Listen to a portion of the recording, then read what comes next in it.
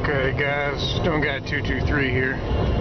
I'm usually not a conspiracy theorist, but coming home from a match. I'm in South Georgia, coming out of Alabama. Check this shit out. UN. Coming out of Alabama. UN trucks. These look like brand new vehicles.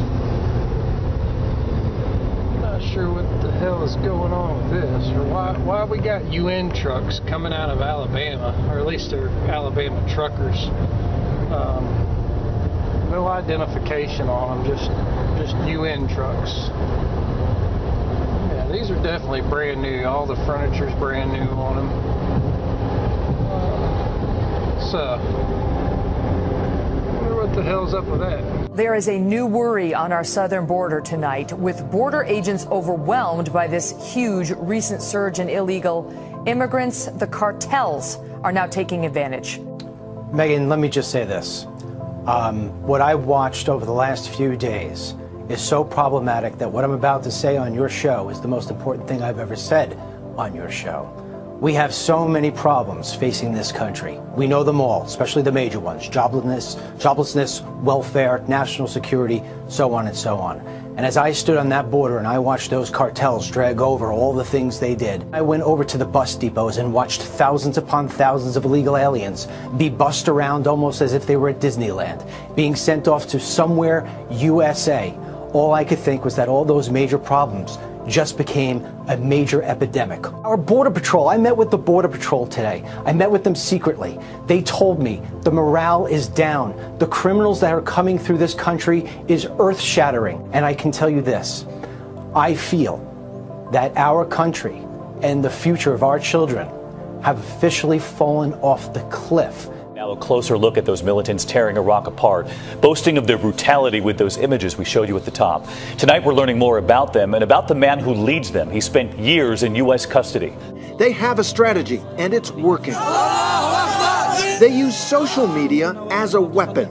Many of the images in this story come from accounts associated with ISIS and can't be verified. Leader of ISIS, Abu Bakr al-Baghdadi, was in U.S. custody in Iraq for 4 years. When he was released in 2009, his parting words to U.S. troops: "I'll see you in New York."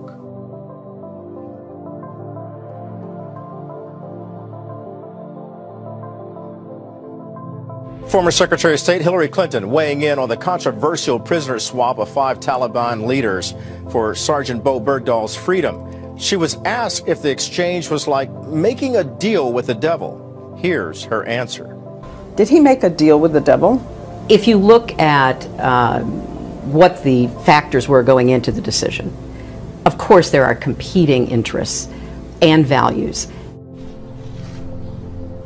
I'd like to say to Bo right now, who's having trouble speaking English, Bismillah ar-Rahman ar-Rahim, Zayabayem. I'm your father, Bo. Bismillah ar-Rahman ar-Rahim, Zayabayem. I'm your father, Bo. The Wall Street Journal is reporting that one of the detainees whose return has already told his family that he plans on waging war on America. So what this president did is he made a deal with the devil for a deserter, a man who didn't even like America.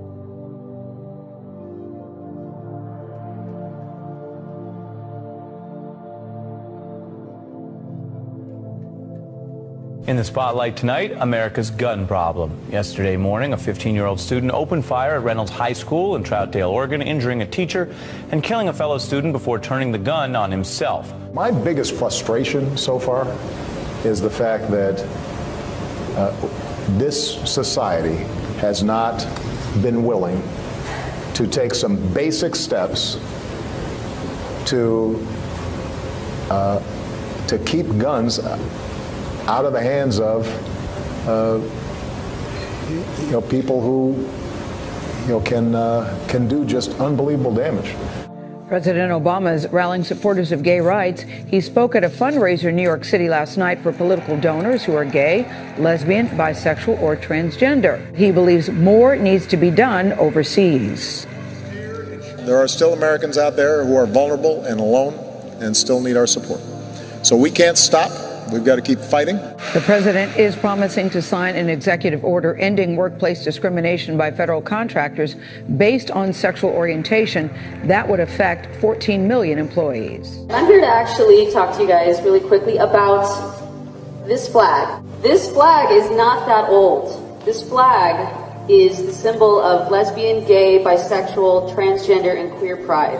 So maybe all of you could help me read what it says out loud on the count of 3. 1, 2, 3. Who I am is what fulfills me, and what fulfills the vision I have. One high school salutatorian banned from discussing his faith in a graduation speech. He fought back this week. Take a listen. In coming before you today, I presented 3 drafts of my speech.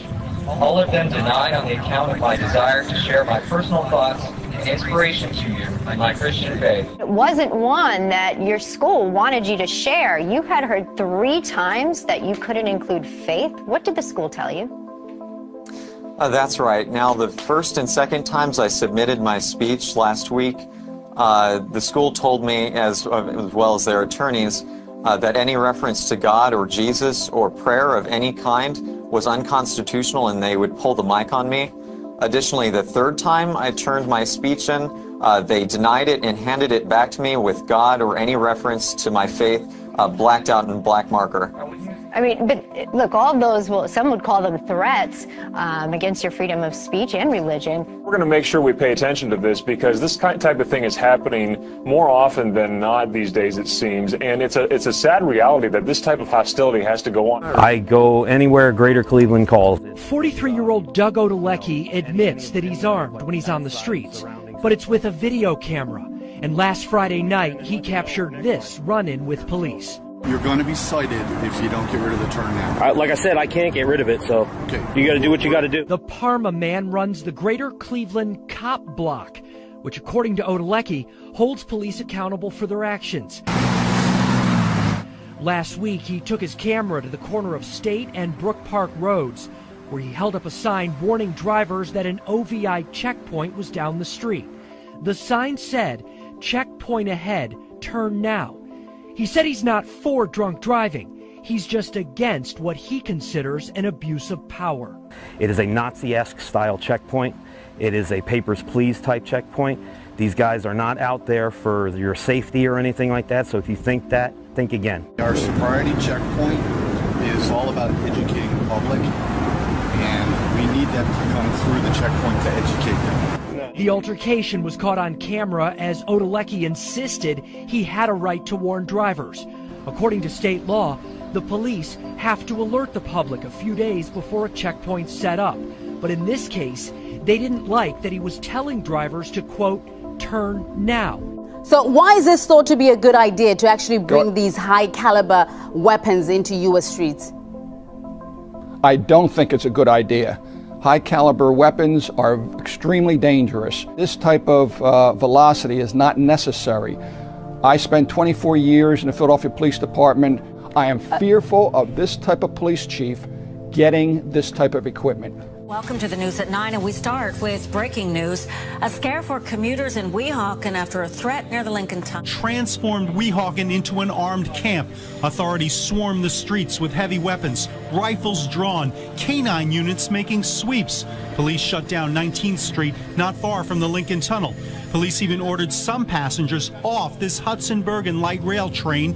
Many people seem stunned and visibly upset by the huge show of force. I did see an Army vehicle going by, and there were a lot of helicopters. Police say the caller also said he had a gun and various chemicals. Authorities pinged or traced the call. Well, a man accused of setting off a manhunt on the seacoast following a violent confrontation with police. No one was hit by the gunfire. And backup arrived from across the region, including federal agents. Sections of routes 150 and 107 were shut down. A helicopter searched the wooded area overhead. An unsettling scene for people living here. It's scary because you don't know what's going to happen. You don't know who the person is.